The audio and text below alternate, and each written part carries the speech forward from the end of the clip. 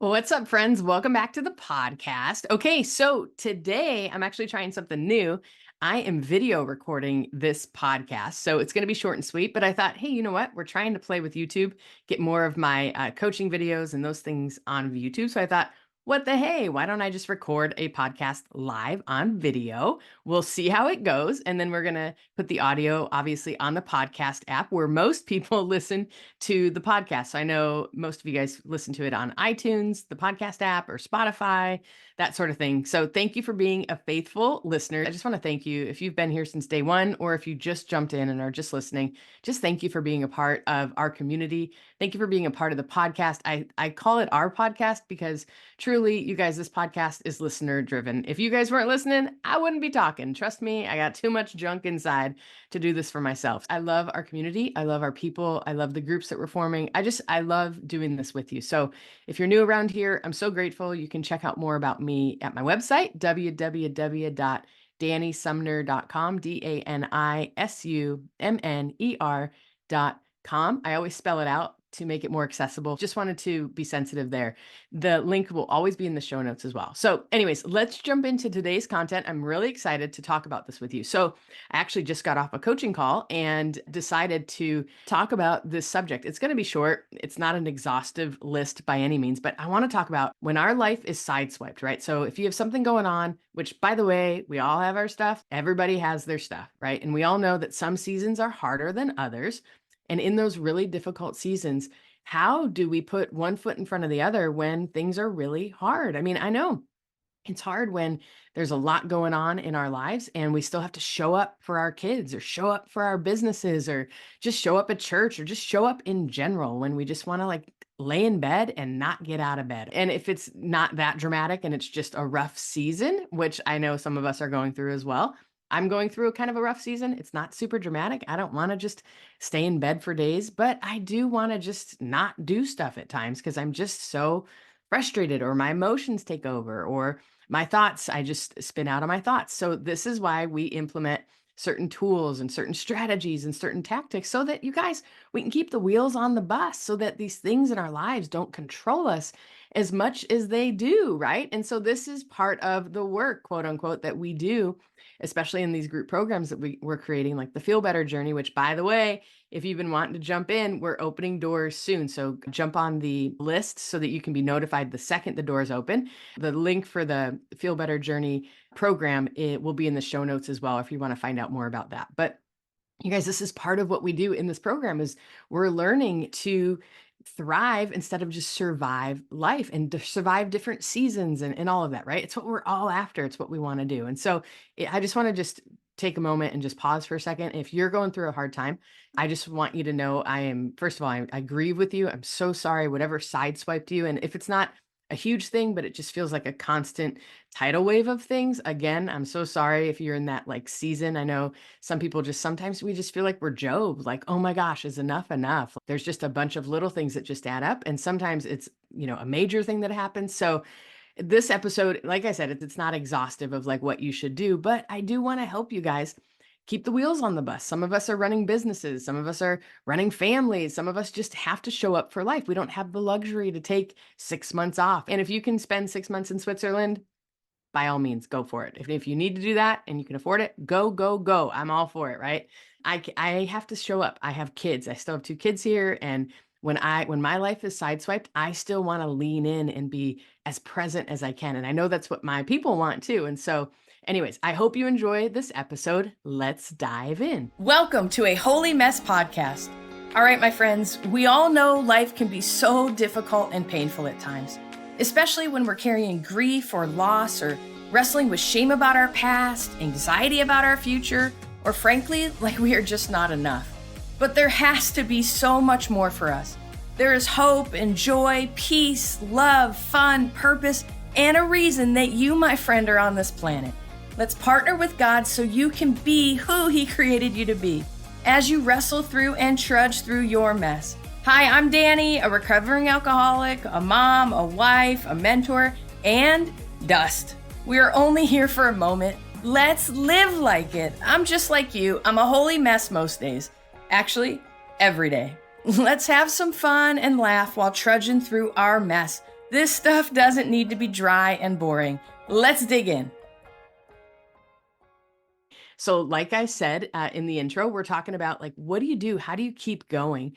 And this is just one little strategy I want to share with you that has really, really helped me. And it's helped some of my clients as I've shared this kind of strategy. And so I want to unpack it with you guys today on the podcast because I think you guys, it can really, really help you, especially when you're sideswiped by life, whether it's a major thing or small things that just keep sticking in you and just affecting your day and distracting you. And you guys, I think that when we get sideswiped, sometimes I think that it triggers our ADHD. It makes us so distractible. And some of us think we have ADHD when maybe we're just on the verge of burnout or on the verge of exhaustion. And some of us do have ADHD. Hello, I'm raising my hand. But I just wanted to just let you know if you're really distracted and you just feel like life keeps coming at you, I like that's a very human experience to just want to bury your head in the sand or just be really distracted and not be able to get through your list like you normally would or whatever the things you have to do. So, how do we get through our days when we've been sideswiped? This is what today's subject is. And so I'm excited to dive in. There's just a couple strategies. So, this is what I want to say. First and foremost, if you're really sideswiped and you are really struggling, I would encourage you to reach out to a mental health specialist. I think you a good therapist, whatever you need in that way. If you're really really struggling, please reach out to your doctor, especially if there's a medical thing going on with depression or anxiety, that sort of thing. Like you need help, okay? There's no shame in needing help. We've all needed help. Frankly, I think we all need help all the time. God created us to need each other and to need people. It's how he created you. And so there's no shame in that. So if it's a constant struggle and it's been going on for like months or dare I say years, man, I just want to encourage you get help.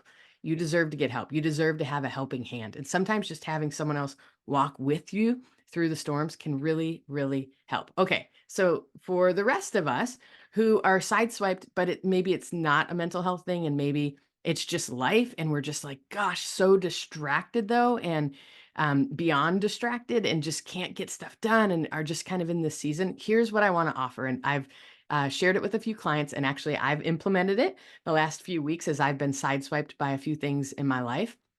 I'm great. My family's great. It's not really my story to tell, but life affects us, right? And so, and I'm a deeply feeling person. So if you're a deeply feeling person, hello, you're going to be affected. And we're not robots, you guys. We're definitely not spiritual robots. And so anyone who says like, "Oh, it's just the devil attacking you." And yeah, there's spiritual warfare and all of that, but some of it is you guys, we're just deeply feeling people. And so we have to give ourselves time to process and time to move through it and take care of our souls. And I've talked about it a ton of times on the podcast. I talk about it in my group coaching program. I'm a spiritual director at heart, right? I'm a life transformation coach, but my jam is spiritual growth, spiritual direction, spiritual healing, all of that, right? That's been my heart. So was ordained almost, oh my gosh, actually a little over a decade ago, which blows my mind.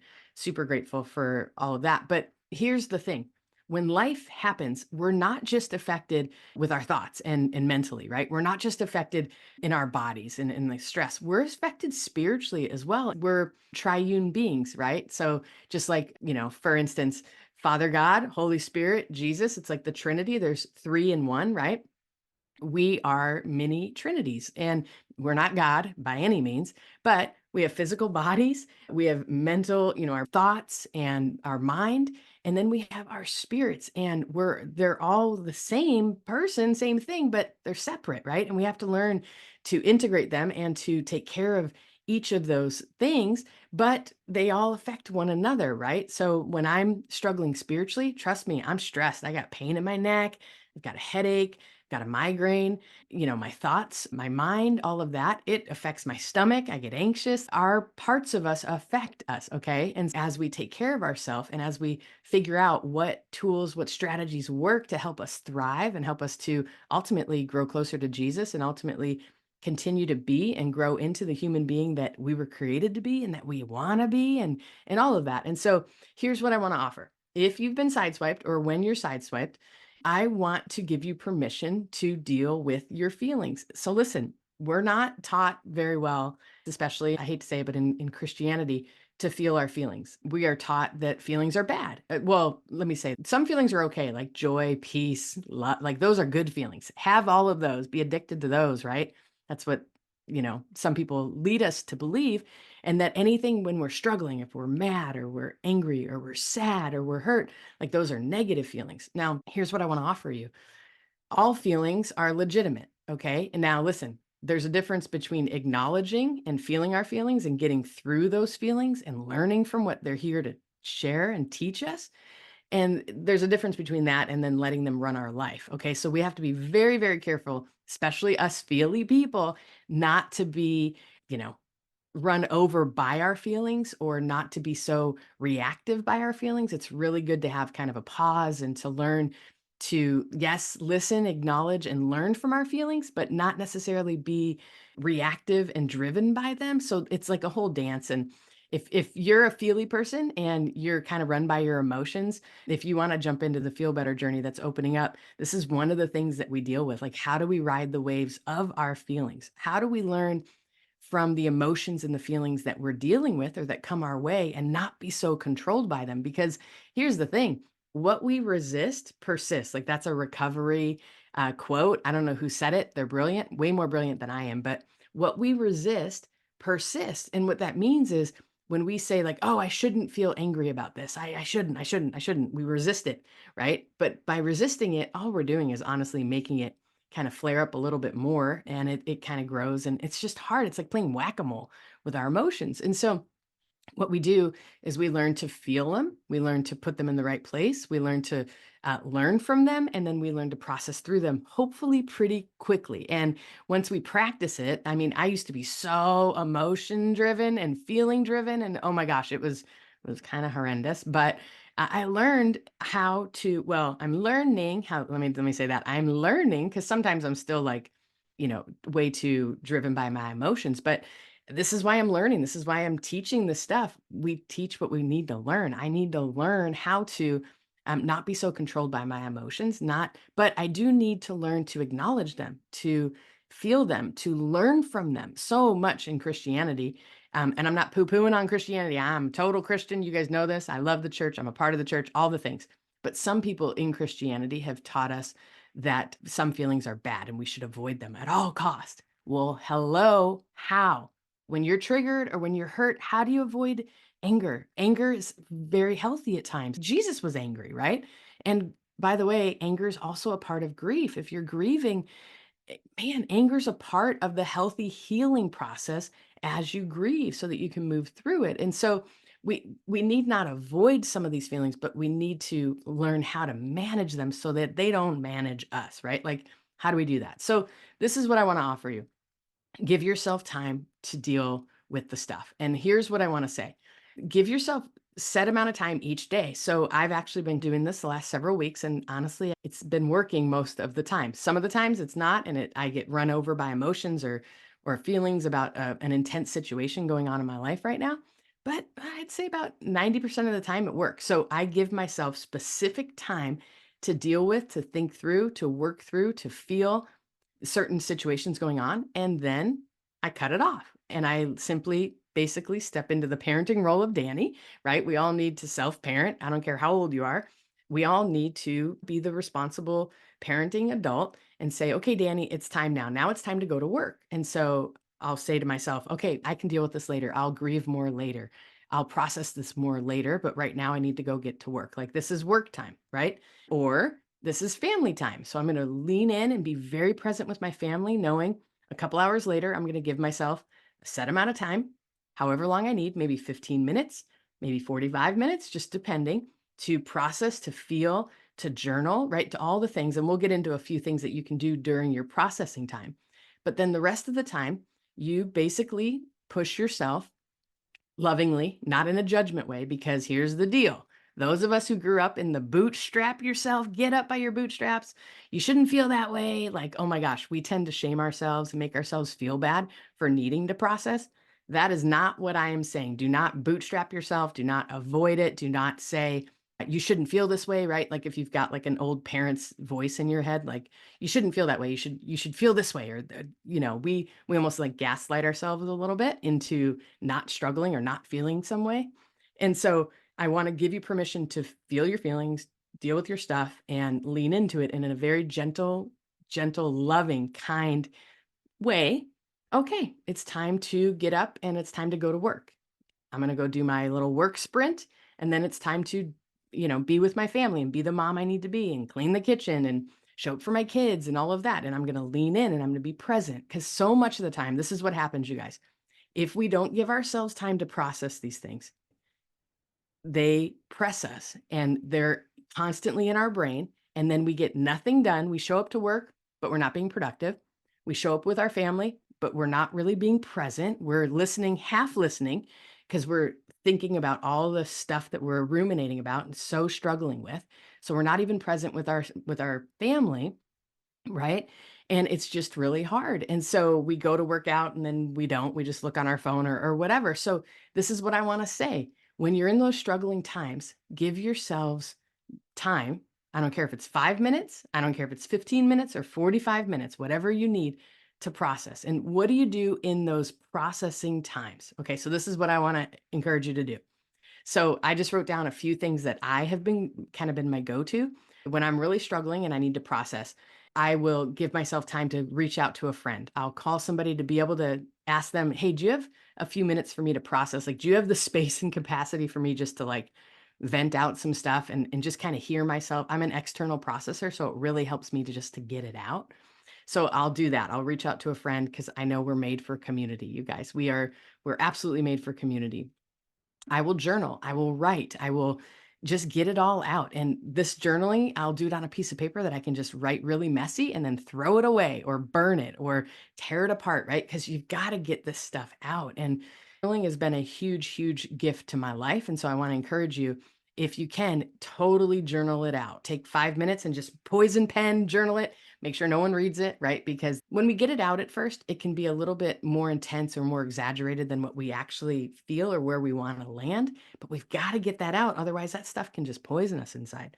So, one of the other things I do is I go on a walk. I would love to tell you I go on a run because that, vigorous exercise can really get that anxiety out and energy out, but I'm not in the running place. So, I will go on a vigorous walk, right? Or a hike, or I'll do jumping jacks or something. If I only have 5 minutes, I'll try to do something physical for about 5 minutes. If you can go on a longer one, go on it. If you can incorporate healthy music or worship music or pray, oh my gosh, if you can go on a hike and pray out loud, you get brownie points for that because I think that when we can move our body and do something in a spiritual way, where we're pressing into Jesus and trying to learn how to surrender and all of that, I think it can be very, very, very helpful. One of the other things that I'll do is I'll make a time just to grieve. I will just feel my feelings and I'll cry and I'll let it out. And sometimes, you guys, just get in the shower and just cry it out. It might be 3 o'clock in the afternoon and you're just kind of angsty and sad. Go get in the shower, cry it out, wash your face, and get back to life. Sometimes that little 15-minute break can invigorate you for the next 5 hours of life. And so taking these little pit stops of like, I need to process, I'm angsty or I'm sad. And then you process, you get through it, and then you get right back into your life. Because if we don't take these little pit stops and give ourselves time, especially when we're sideswiped by something major going on in life, it takes over our whole day. And instead of getting, 5 or 8 hours of work done, we get about 20 minutes worth of work done. And it was a 8 hour day, right? Or we're trying to be present for our family and we're not even really paying attention and we're forgetting different things or whatever. And so I just really want to encourage you to give yourself pit stops to take care of yourself. And I keep thinking about Daniel in the Old Testament, how he prayed 3 times a day.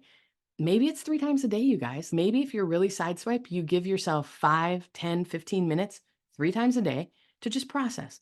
And maybe 3 days later, all of a sudden you don't need 3 times a day, you just need 2 times a day. You just give yourself this moment in time where you can grieve, where you can process, where you can be angry, where you can be frustrated, and where you can be sad, whatever you need to do. And then you lovingly push yourself back up and say, "Let's go. Jesus, help me get through the rest of my day." You guys, I hope that this little tidbit, this little tactic, this little tool helps you in your life, especially if you've been sideswiped by something. And I just want to say a little prayer for you if you have been sideswiped. And I know how hard it can be, especially when we're deeply feeling people and we're thoughtful people. We think a lot, right? And so that's not always the best thing. But I have so much empathy for you if you've been sideswiped by something. So let me say a quick prayer for you. I'm super grateful you're here. I hope if you're watching this on YouTube Oh my gosh, I hope that this is something that I can do more of. If you like it, please let me know. And if you're listening on the podcast app, thank you so much for being here. You guys know I cherish you. If you want to join my email community, the link will be in the show notes. I send emails with some encouragement, podcast updates, all that sort of thing. And also, you'll be one of the first to know when doors open for the Feel Better journey. We're just wrapping up the last round, and it's been an incredible time. If you're wanting to grow in tools and strategies and ways to just find some healing and some more grace for yourself, especially if you're holding anything against you from the past, if your past is haunting you, that sort of thing, we really dive into some spiritual practices and just process this journey of healing. I so believe in the power of prayer and so believe in the power of Jesus, but I know that sometimes it's a process, you guys. And so I just want to just speak life into you and just tell you, if you're on that process, man, welcome to the club. I'm on that process too. I'm on that journey, and I'd love to journey with you. If you have been reading all the books, going to the seminars, doing therapy, and you just want to grow more and recover from your life, I would love to journey with you. Check out the show notes and you can find out more about the Feel Better Journey, my group program that's launching soon. So let me say a quick prayer for you. And thanks for being here today. This was fun.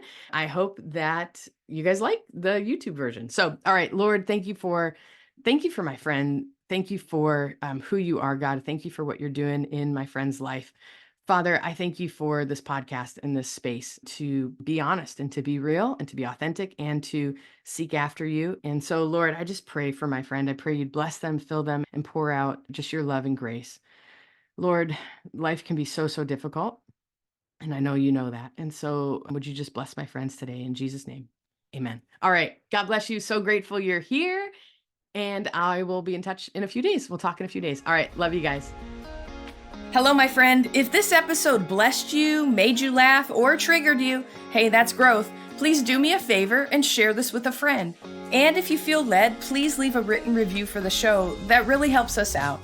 Don't forget you are in good company if you're feeling more broken than you'd like to admit. And you are more loved than you can ever imagine. Have a great week. See you next time.